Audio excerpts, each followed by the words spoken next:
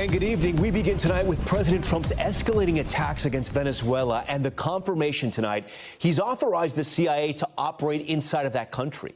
The President and Defense Secretary Pete Hegseth posting this video, which Trump says shows U.S. military forces taking out a boat trafficking drugs just off the coast of Venezuela. It's just the latest in a series of deadly strikes at sea in recent weeks.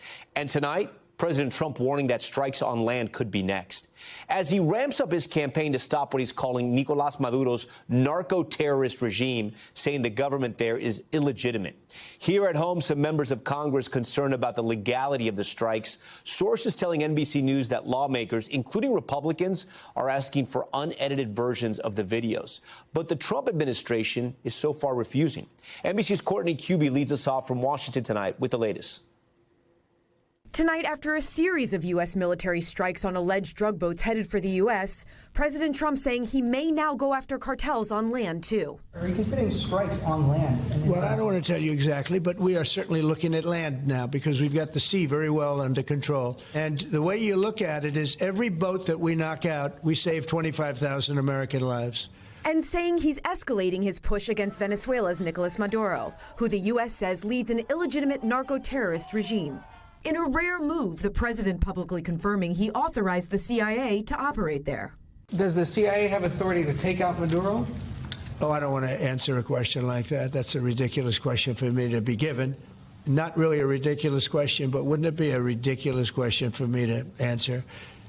But I think Venezuela is feeling heat, but I think a lot of other countries are feeling heat, too. But there's growing controversy tonight over the legality of the U.S. strikes on those boats, with some members of Congress, including Republicans, demanding answers, asking for the unedited videos of the strikes. But the Trump administration is so far refusing, 6 sources told NBC News. One source saying after a briefing a few weeks ago that Republican lawmakers were upset briefers were unable to answer questions about the legal basis for the operations. All right, Courtney Cuby joins Top Story live tonight from Washington. Courtney, I understand you're also tracking breaking news on another story. Defense Secretary Pete Hegseth's plane had to make an emergency landing? Yeah, that's right. So he was headed home back here to D.C. from Brussels, where he was attending a NATO ministerial meeting, but he had to make an unscheduled landing in England. You can see it there up near Mildenhall Royal Air Force Base. Now, according to the chief Pentagon spokesperson, the reason was a cracked windshield. But, Tom, he doesn't have any press traveling with him, so that's all the information that we've gotten about this incident. All right, Courtney Cuby first. Courtney, we thank you. Now to the other major news we've been following, the fragile peace deal in the Middle East and the rising anger in Israel over the slow return of the remains of the hostages inside of Gaza. And now the U.S. ramping up demands for Hamas to disarm. NBC's Matt Bradley reports tonight from Tel Aviv.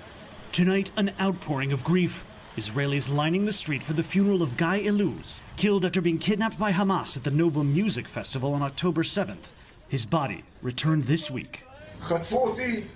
They killed my soul and my heart, his father says. And now Israel accusing Hamas of violating President Trump's peace deal by not returning the remains of all 28 hostages. 2 more bodies returned tonight, 10 returned by Hamas so far. But Israel says tests show the body of one of them was not a hostage. Hamas tonight saying it's returned all bodies it's been able to reach amid the destruction in Gaza. We have the living hostages all back. They returned some more today. It's a gruesome process. I almost hate to talk about it, but they're digging. It's a horrible atrocity. And after those images of Hamas now conducting public execution on Gaza streets, a stark warning from the commander of U.S. Central Command, writing, "We strongly urge Hamas to immediately suspend violence and shooting at innocent Palestinian civilians in Gaza," saying Hamas should disarm without delay. And President Trump again demanding Hamas disarm. We want the weapons to be given up, sacrificed, and they've agreed to do it. Now they have to do it, and if they don't do it, we'll do it. And now Palestinians in Gaza are trying to return to their homes and normal lives amidst a landscape ravaged by 2 years of war. "I had to burn my children's clothes so I can cook for them," said Kafaya Najjar. "We've suffered from everything, but the hunger was something else." Matt Bradley joins us tonight from Tel Aviv. So, Matt, President Trump is talking about disarming Hamas, but he also says our military is not going to get involved. So how does he do it? Yeah, I mean, he wouldn't reveal how he was going to do it, but he did tell CNN that Israel would be able to restart the war in the Gaza Strip as soon as Trump gives the word. Now, on the hunt for those remaining hostages' bodies, Israel or Hamas had made it very clear to Israel, even during these negotiations, that this was going to be a very, very difficult task for them to complete, particularly in the timeline that they were given. Gaza Strip is covered with rubble. A lot of the people who buried these bodies, Tom, have since been killed in the combat, so nobody knows necessarily where they are. But there is, Tom, talk of some sort of international group that would go in to either assist Hamas in trying to find and exhume these bodies or simply look for them themselves. Either way, Trump has made clear that they are going to find the remaining hostage bodies in the Gaza Strip. Tom. All right, Matt Bradley for us from Tel Aviv. Matt, good to see you. Now to an emergency landing involving an American Airlines flight from L.A. to New York that is again raising concerns about potentially toxic fumes filling passenger planes. Here's NBC's Tom Costello with that report. On the runway at LAX, we have a smoke odor fume issue. An American Airlines Airbus A321 turning around midair, landing and shutting down its engines after fumes began filling the cabin and cockpit. I do taste it in my mouth, so we got our masks on. Potentially the latest case of noxious fumes, often described as a dirty feet smell. Past incidents have included flight attendants and pilots reporting debilitating headaches, dizziness, even suspected brain injuries. The likely cause in those cases, oil or hydraulic fluid leaking into the plane's bleed air system, which pulls outside air through the engines and into the cabin, a common design. A recent Wall Street Journal investigation found more cases involving the Airbus A320. I was having trouble processing, memory issues, and had to change my diet due to the chemicals that were making its way through my body. I've seen over 100 flight attendants and half a dozen pilots with this condition. In response, Delta is now replacing the auxiliary power units on all of its Airbus A320s. Airbus tells NBC News Airbus aircraft are designed and manufactured according to all relevant and applicable airworthiness requirements, while the FAA insists cabin air is safe. All right, Tom Costello joins us tonight. Tom, flight attendant and pilot unions have also raised concerns about this issue. Yeah, they've been raising this concern for some time. In fact, the pilots union really wants to see a study done, more studies done on the health risks associated with these toxic fumes. They also want air quality sensors inside the engines and the planes. They want to see smoke detectors and fire detection systems that are also in place there, and new filters that will, in fact, hopefully clean or make sure the air is clean coming out of the bleed air system into the plane. But, Tom, I would say the fact that Delta is undertaking this to replace all auxiliary power units on all of this Airbus A320 fleet, that really speaks to how serious, at least many airlines believe this has become. All right. Tom Costello for us. Tom, we thank you. Also in Los Angeles tonight, county officials are declaring, get this, a state of emergency in response to President Trump's crackdown on illegal immigration there. And tonight we're also seeing dramatic new video of an immigration arrest in Chicago. NBC's Gabe Gutierrez is covering it all tonight. Tonight, Los Angeles County declaring a state of emergency over President Trump's immigration raids. In a move typically used after natural disasters, the Board of Supervisors now voting to allow taxpayer funds to help undocumented immigrants and their families pay for rent and legal aid if they're impacted by federal enforcement operations. I want our immigrant communities to know that we are in this emergency with them. We see them. We understand what they're going through. It comes as dramatic surveillance video emerges of an ICE arrest in Chicago. Homeland Security officials say an undocumented immigrant inside that SUV tried to flee an arrest Tuesday, ramming into a Border Patrol vehicle. DHS says the Border Patrol vehicle smashed into the SUV to stop it, prompting a chase on foot. Later, a hostile crowd gathering, at one point throwing eggs and rocks at federal officers. Tear gas then deployed. This video shows a man and woman running with a baby in a car seat away from the smoke. ICE has continued to come to our community to terrorize intimidate, and create fear amongst our members. But Chicago Alderman Raymond Lopez argues Democratic leaders have fueled the fire by antagonizing the president. Do you support the president's crackdown on crime in major cities? I absolutely support any effort to make our cities safer. Why wouldn't we want to accept the president's help? Late today, the president vowing a new federal surge in more U.S. cities to fight crime. If we didn't have to fight all of these radical left governors, we could have had Chicago taken care of it. We're going to save Chicago. All right, Gabe joins us now live from the White House. Gabe, I want to go back to Los Angeles and what's happening there. So not every county official was on board with declaring the state of emergency, right? And explain to our viewers exactly what they voted on. They want to give taxpayer money, you reported this, to undocumented immigrants who are struggling with what's happening over there in L.A.? Yeah, Tom, it is very interesting and takes on special significance in a place like Los Angeles, of course, which has had to deal with those wildfires just within the past few months. And this comes as the Board of Supervisors introduced this declaration.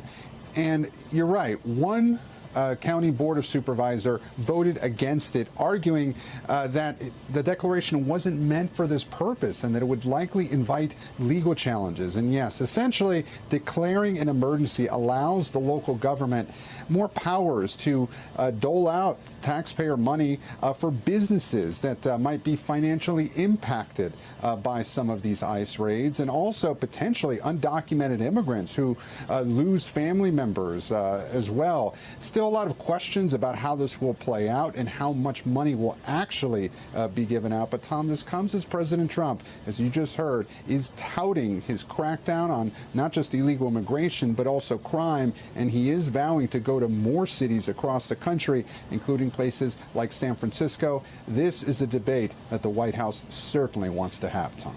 All right, Gabe Gutierrez first. Gabe, we thank you. There are growing questions tonight over racist text messages reportedly sent between a group of young Republican leaders. Those messages appearing to make light of the Holocaust, slavery, and sexual assault. This as a Democrat also faces mounting pressure for incendiary messages he sent. NBC's Hallie Jackson has it all. New fallout tonight from a racist and violent group chat involving leaders of some young Republican groups, as reported by Politico. The outlet obtaining more than 7 months' worth of Telegram messages in which they say members muse about using gas chambers against political opponents. "I'm ready to watch people burn now," one person responds. Another describing rape as epic. The chat includes anti-Semitic comments and racial slurs against Black, Latino, Asian people, and other epithets used more than 250 times, according to Politico. The outlet says one person, after being told backers would support the most right-wing candidate for a leadership role, responded, "Great, I love Hitler." At another point, someone writes, "If we ever had a leak of this chat, we would be cooked." NBC News has not independently obtained or verified the messages, which reportedly involved political advisors and strategists in New York, Arizona, Kansas, and Vermont, including a state senator there. It's revolting, it's disgusting, it's obnoxious. It's the kind of garbage the worst kinds of people say when they think no one is watching. Now, at least 3 people involved in the chat are reportedly out of a job. The Kansas young Republicans deactivated, and many condemning the hateful rhetoric. Disgusting. If they have government jobs, they should be fired. It's reprehensible. Vice President J.D. Vance today downplaying the messages. I really don't want us to grow up in a country where a kid telling a stupid joke, telling a very offensive stupid joke, is cause to ruin their lives. We're not canceling kids because they do something stupid in a group chat. In an earlier post, Vance says he refuses to, in his words, join the pearl clutching, saying what's far worse are the violent text messages that have upended Virginia politics. The Democratic candidate for Attorney General there in 2022 suggesting one of the state's top Republicans should get, quote, 2 bullets to the head. Jay Jones, days ago, apologizing. I am deeply, deeply sorry. I should have never done it. It's very embarrassing to me, and certainly I regret it. As for the young Republicans chat, the national board says anyone involved should resign, and the governor of Vermont is now calling on a state senator there to do just that. That lawmaker has publicly apologized, but stopped short of stepping down. Tom? All right, Hallie Jackson. Also tonight, the new restraining order granted against a city member of Congress. Republican Corey Mills of Florida barred from contacting his ex-girlfriend Lindsay Langston until the new year. Langston, a Florida Republican State Committee member who was also crowned Miss U.S. in 2024, says Mills threatened to release intimate images of her and threatened to hurt future people she dated. Mills has maintained those claims are false. House Speaker Mike Johnson asked about some of the allegations against Mills. Take a listen. He's been a faithful colleague here. I know his work on the Hill. I mean, I don't know all the details of all the individual allegations and what he's doing in his outside life. You have to ask him. Let's talk about things that are really serious. All right, for more on this, I want to bring in NBC News Capitol Hill correspondent Julie Sirkin. Julie, great to see you on the show. We're now hearing from Langston's lawyer that there might be charges in this case. Yeah, Langston's lawyer, she was side by side with her today, Tom, in a press conference for reporters over Zoom. She hinted at future charges for Corey Mills. He's a two-term congressman. He's actually already announced that he's running for re-election, already raising money. She hinted at those future charges because she said that her client might not be alone in terms of the women that Mills may have had improper contact with. We already know about some of this, but no charges were filed. For example, earlier this summer, he was almost kicked out of the luxury penthouse that he was living in D.C. In that same building, he allegedly had improper contact with another ex-girlfriend. Those charges, like I mentioned, were never filed. Mills denied any wrongdoing, but again, the attorney in this case for Lindsay Langston, who was an ex-girlfriend of Corey Mills for some time, they broke up in February. She said this is not the end of the road for Mills. There were other improper incidents with Mills. For example, he was accused by service members in the military of embellishing his career there. And so certainly for this case, in Mills' words, he did not admit to any wrongdoing. He also did not respond to any request for comment today since this restraining order was finalized, Tom. And then, Julie, I do want to go back to Speaker Mike Johnson's comments on this, seeming to dismiss this as an unserious issue. These are very serious allegations, but the Speaker also has a very small margin in the House to protect. He has a tiny, tiny margin. We talk about this all year long because every single vote is so important for Johnson. I was struck by his comments today because he seemed to want to move on from this issue, saying he has other things to worry about, of course, the government shutdown as well. But he says, look, this is an issue for the House Ethics Committee to look over if that is something they're going to decide to do. For Johnson, every single vote matters here. He called Mills a faithful colleague, as you heard there at the top from what the soundbite that you played at that press conference today, and certainly he's not looking to get Mills in any trouble personally, deferring that matter to the House Ethics Committee. And again, this comes at a time when Mills is already announcing that he's going to run for re-election. Earlier this year, Tom, I actually remembered as I was looking through my notes that he actually said that he might run for Senate in 2026. Marco Rubio, now the Secretary of State, his seat being filled by somebody in a temporary manner. There will be an election in 2026. We'll see what happens with Corey Mills, but certainly for his part, denying any wrongdoing, even with this restraining order, not responding to any further comments that we requested from him or his office. But again, this latest incident with this ex-girlfriend, Lindsay Langston, is just the latest in a pattern that we've seen here. Mills has denied any wrongdoing all this time. Tom? All right, Julie Sirkin for us. Julie, thank you. We're going to be back in a moment with the major breakthrough in a 40-year-old murder mystery, how a smoothie straw helped investigators crack the cold case. And a couple in Florida ambushed at gunpoint outside their home. What we're learning about the suspects and how they allegedly used air tags to track the victims. Plus, the terrifying scene as a massive silo collapses. There it is, spilling grain and sending people scrambling. The dramatic video straight ahead.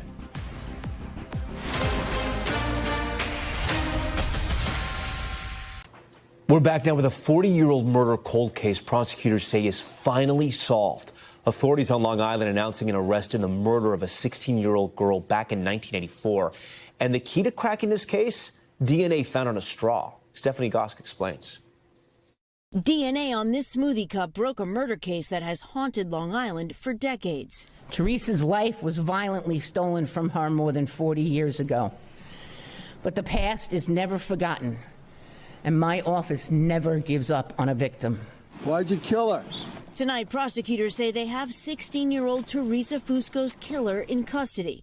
Robert Bilodeau is charged with the 1984 rape and murder. Fusco was last seen clocking out for the night at the Hot Skates roller rink. Her body found days later dumped in a wooden area nearby.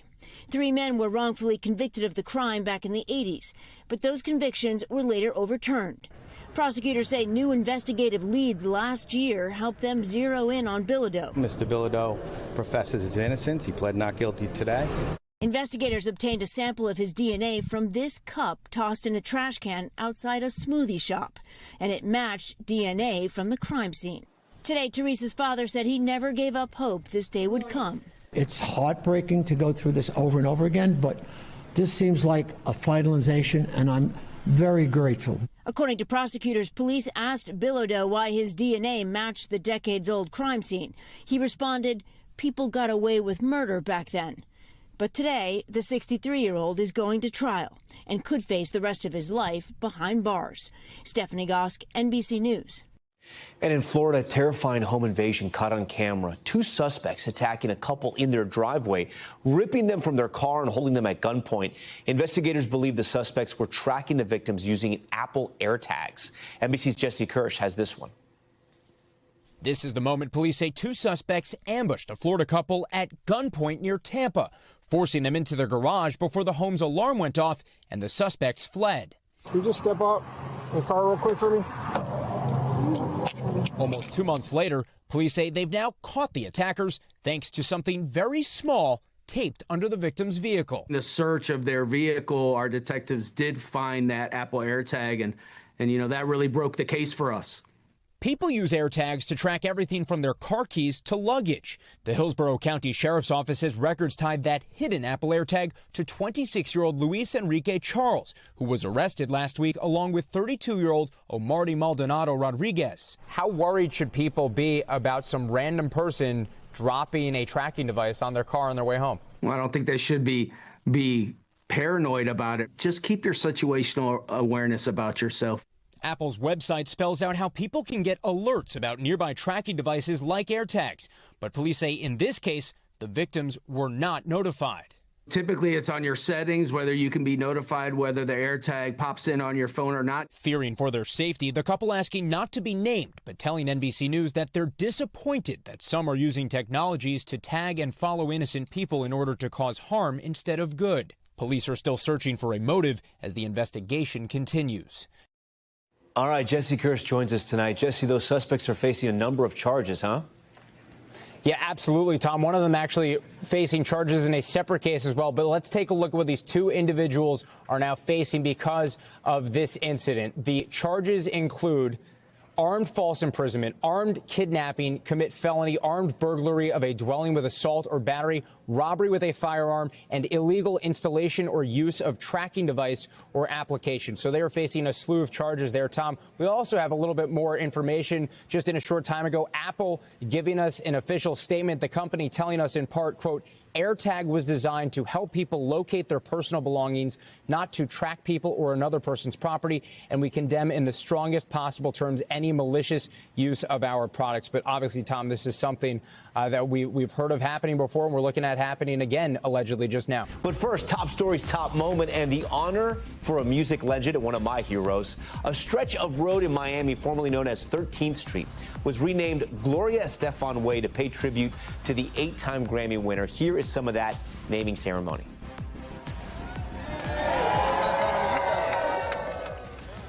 I thank each and every one of the fans that have given us the ability to grow and evolve with our music and keep giving you new flavors. And like you say, babe, all of our parents would be very proud because although it says Gloria Estefan Way, it is Estefan. It is us together. Gloria and Emilio Estefan there. This honor coming as Estefan celebrates her 50th year in the music industry, and she isn't slowing down. Stay with us. More news on the way.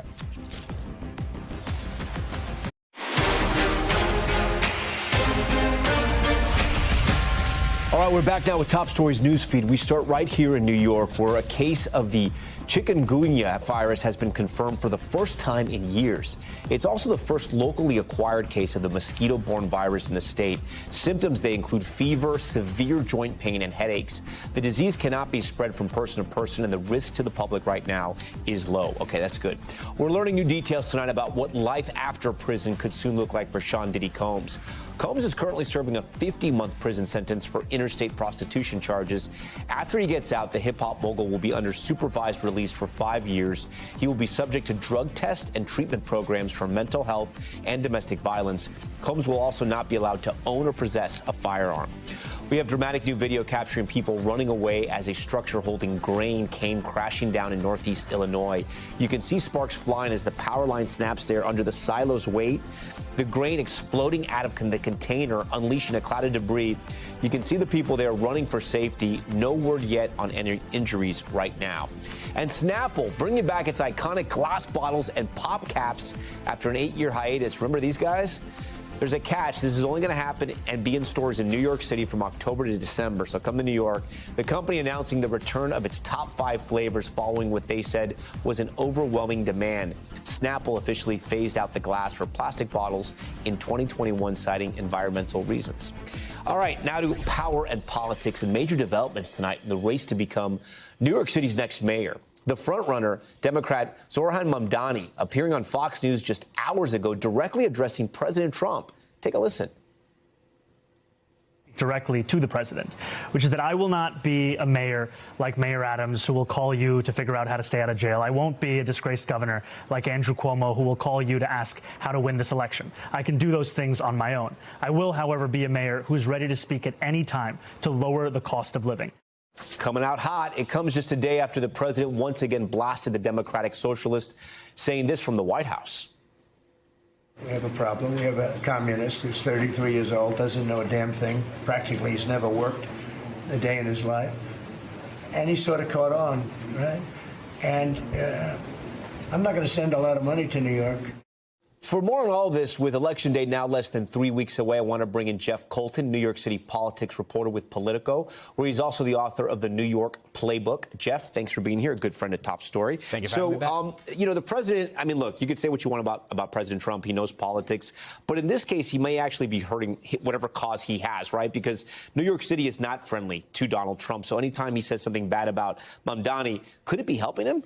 Yes, absolutely. I mean, one of Andrew Cuomo's arguments against Zoran Mamdani is that that Donald Trump will make mincemeat of him. Mm-hmm. And every time Trump talks about Mamdani, that just adds to Mamdani's aura. You know, that makes Mamdani feel like he is the one that Trump fears. So let's take a look at the state of the race right now, right? In a recent Quinnipiac poll, Mamdani has a double-digit lead in the race with 46% of likely voters. That's outside the margin of error.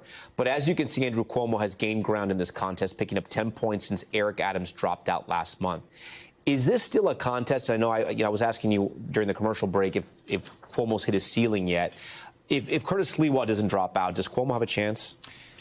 That's the big question, if Curtis doesn't drop out. And all evidence is pointing to Curtis Sliwa, the Republican nominee, not dropping out. I mean, it really seems like this is going to be a 3-person race all the way to the finish. Cuomo's, unless there is a massive mistake on stage at the debate tomorrow night, then I think Mamdani holds on to this lead. But caveat, we were here before the primary, where the polls were showing Cuomo with the same lead. The polls were showing Cuomo with a 12-point lead, and Mamdani ended up winning. Younger voters push Mamdani to the top in the primary, right? Older voters are more reliable in the regular general elections, if you will. What can we draw from past races here? Mamdani has changed the electorate. I mean, this is a new group of New Yorkers that are coming out to vote, many who have never voted before. So the big question in the general election is actually, will they come out again? And that big 12-point lead, some are arguing it could actually hurt Mamdani, because if people don't show up to vote in the general, if they think, oh, it's a done deal, it's over. So he's really fighting voter apathy as much as he's against these other candidates. Is Mamdani a similar candidate to Bill de Blasio, or would you say he's to the left of Bill de Blasio? He's to the left of Bill de Blasio, and I would certainly say that during the primary. However, as he's gone towards the general election, he has worked very hard to make inroads with business, with real estate. Police, absolutely. And he's been moderating on that. And he actually, at this point, he has a better relationship with big business in New York than de Blasio did. De Blasio always was combative with big business. Let's bring up the current mayor, Mayor Eric Adams, no longer running in this race, but announcing to the world he's got some great job offers. Let's listen to what he said. I have 3 offers that I'm looking at, and they are my dream jobs. For the last 6-7 months, I was being recruited, and these are the jobs that I'm looking at that I always wanted to do outside of being mayor. Well, he was running for mayor the last 3 months. So do we have any idea what this could be? Sadly, no. I mean, I was joking with people, fitness influencer, conservative podcaster. I don't know what job. He has not given any evidence of what it could be. I mean, he has a law enforcement background, right? He was a former cop. I mean, do we think it's anything in that space, or nobody really knows? Nobody really knows. I wouldn't be surprised, though. That's something that Rudy Giuliani did after he was mayor. He did a security firm. Right. I wouldn't be surprised if Adams did the same thing, consulting security. We have less than a minute here. Do we think there's going to be any surprises on Election Day in New York City? I mean, I know you're ready for anything, but... Yeah, look, ready for anything. This has happened before. 9/11, God forbid, was an election day. Right. But this polls have been so steady in this one. Yeah. I do not expect anything to change in this race. Then again, always expect the unexpected in New York. All right, Jeff, always a pleasure to see you. Thanks for being here. You can read them, of course, in Playbook. All right, we are back now with Money Talks and the historically high price of buying a new ride. A new report from Kelley Blue Book finds that the average price of a new car has passed $50,000 for the first time ever. Breaking it down by brand shows just what consumers can pay. Want a big luxury Cadillac? Expect to pay about $80,000. Other big American brands like Ram not that far behind at just under $65,000. And even Ford, which has long been a value brand, now more expensive than luxury brand Acura on average. Here to help us explain what's driving up the prices across the market, senior reporter for Yahoo Finance, Brooke DePalma, a friend of Top Story. Brooke, so great to see you. So break down, why are these prices so high? Is it just inflation? Well, Tom, there's really two reasons here. There's more demand for electric vehicles in the month of September because of a key EV tax credit that drove up demand, drove a pull forward for consumers. And also, luxury vehicles are just in demand right now. So take those two examples. You have Cadillac. In the month of September, about 4,000 of those Escalades were sold out of 16,000 total vehicles. That drove up Cadillac prices. Then you have a Ford F-150, that pickup truck. Well, that's one of the most popular cars. Yeah. That's also one of the most expensive. And so that drove up prices as well. And then are there any deals to be had right now when it comes to a new car? Well, surprisingly, September's not a really big month for car buying. But once again, because of that EV tax credit pulled forward, look out, though, November and December. They're going to be looking to get rid of some inventory there. Into Christmas? Yeah, prices are going to come down? Into Christmas, maybe not entirely down. Yeah. But right now, Americans, one of the most popular cars is that compact SUV. And give me an example. Like, what's like a compact SUV? A Ford, Toyota RAV4, things like that. Those are the most popular right now. And those have a much lower price tag, about $37,000. So this $50,000 might be shocking. We're looking at $37,000 for compact SUV and about $27,000 for a more compact vehicle. Yeah, we have a graphic here we want to put up on the screen for our viewers. When it comes to used car prices, there's not much relief out there as well. Edmunds reports a 3-year-old used ride could still set you back $30,000. It's close to all-time high since during the pandemic for those used cars, you may remember. That's still pretty high for a lot of Americans. What's going on with the used car market? Yeah, pretty high indeed, especially if you're just looking to get into this market, maybe buying your first vehicle. You're looking at those certified pre-owns. What we're seeing within this used car market is if you look back 2021, 2022, 2023, not many people were buying vehicles. They were really still strapped by the COVID-19 pandemic. They weren't willing to jump in just yet, and that's really leading to lower supply, and therefore we're seeing higher prices. All right, well, that sounds great, Brooke. So great to have you here. As always, we thank you. All right, time now for Top Stories Global Watch. We start in Ecuador, where officials say a truck explosion left one person dead and several others hurt. Video capturing the moment the vehicle explodes outside of a busy shopping mall in Guayaquil. Authorities call it an act of terrorism. They say crews also found explosive material in a second vehicle that didn't go off. The investigation is still ongoing. And a volcano in Indonesia erupting today, sending ash miles into the sky. Here you can see the giant cloud rising above the mountain. That eruption leaving villages blanketed in ash and debris, but no injuries have been reported so far. Officials now warning people to be on alert for heavy rain that could trigger lava flows from the volcano. And London is set to become the next stop for Waymo's robo-taxis.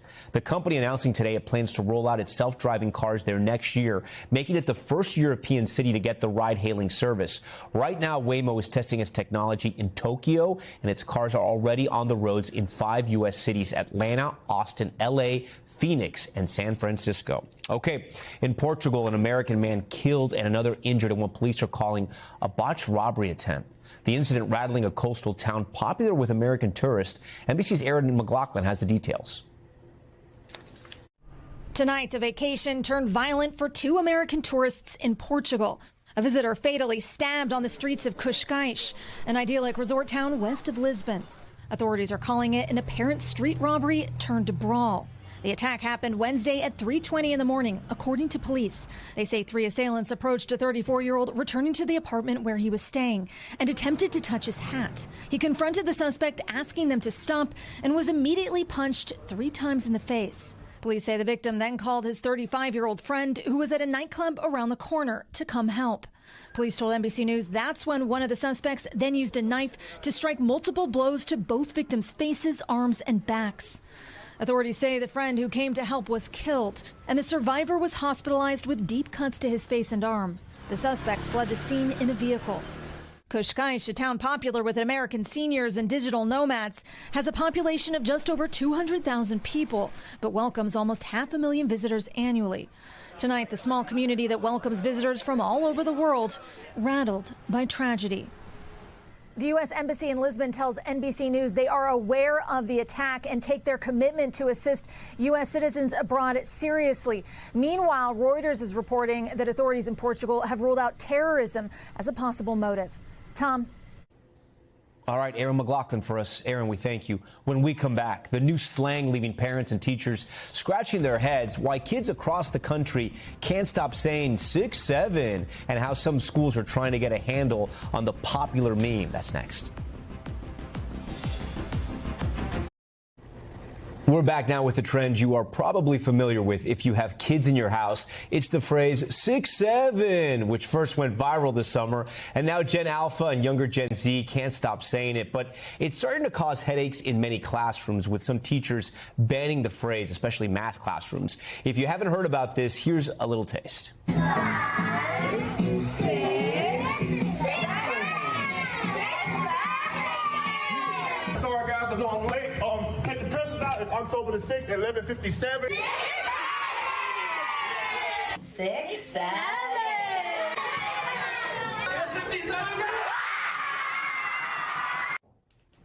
Our guest, Gasper Randazzo, is someone who knows this phenomenon so well. He's a high school history teacher here in New York, in Staten Island, to be correct, and also a stand-up comedian. Gasper, thanks so much for being here. Oh, thank you guys for having me. Yeah, so 6-7, all this stuff, it doesn't just it's not just at home, it's in the classroom, it's not just in math classes.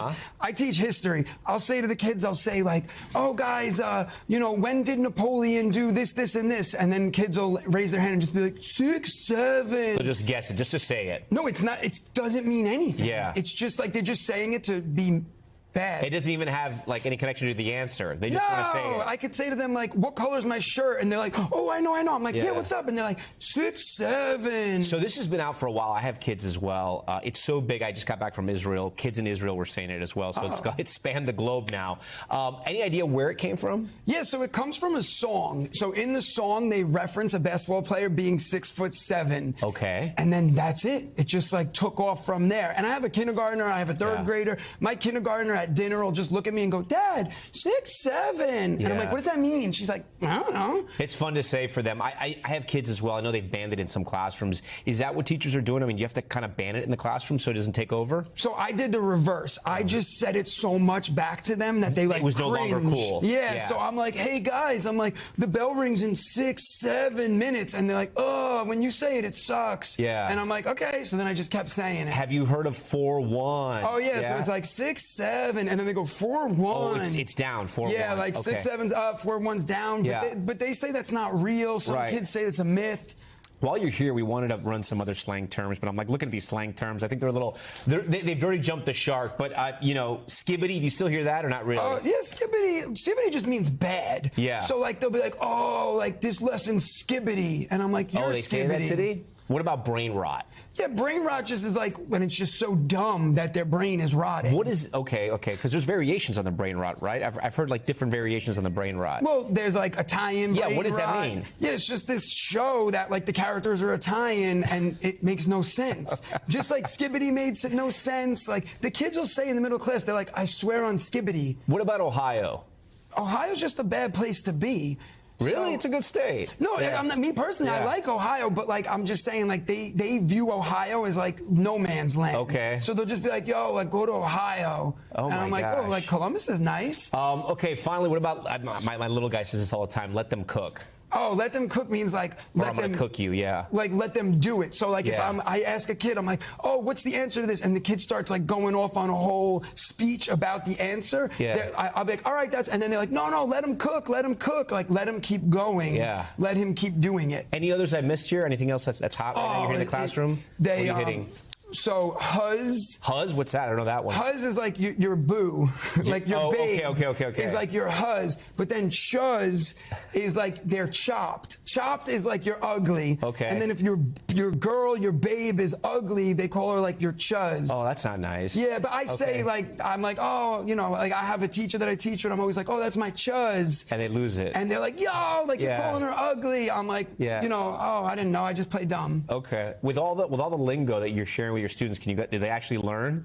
You kind of make it part of the class. Oh yeah, because like if I'm teaching about Napoleon, for example, I'm like, you know, Napoleon, like he had riz. Yeah. And then they're like, I'm like, yeah, everyone believed in him. He had so much charisma. So like they kind of like when I say those words. I got it. No, it works out. You know. Gasper, so great to have you here. We really appreciate it. Thank you. I don't know what we learned, but it was fun. And now hopefully anybody watching out there that doesn't have kids, they can kind of follow the lingo a little bit. Perfect. But thanks for being here. We appreciate it. All right, we're going to switch gears now to the story of a Texas family defying the odds. A firefighter who narrowly survived a near-death experience on the job reunited with his newborn son who had just spent 16 weeks in the NICU after being born prematurely. NBC's Priscilla Thompson has the story.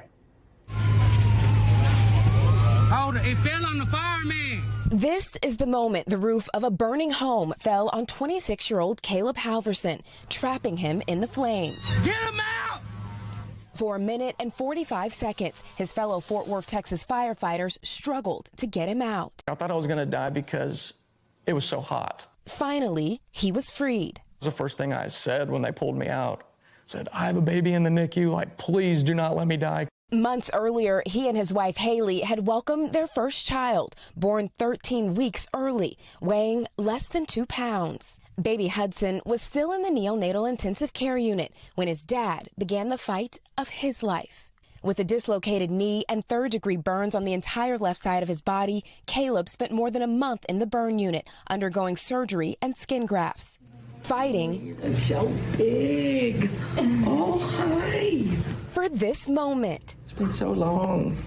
Oh my goodness, he's adorable. Thank you. So who came home first? Yeah, it was a very close race. But Caleb came home, and then I won. and then about 4 days later, Hudson came home. That first time after you came home from the hospital and you were able to hold him. I was sitting in my chair. He was asleep, and she walks in, and I just saying, just thank God, just thank God. A family reunited after a hard-fought homecoming. Priscilla Thompson, NBC News, Fort Worth, Texas.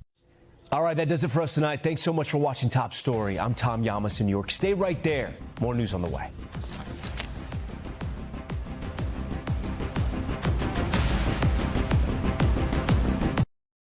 We thank you for watching, and remember, stay updated on breaking news and top stories on the NBC News app or watch live on our YouTube channel.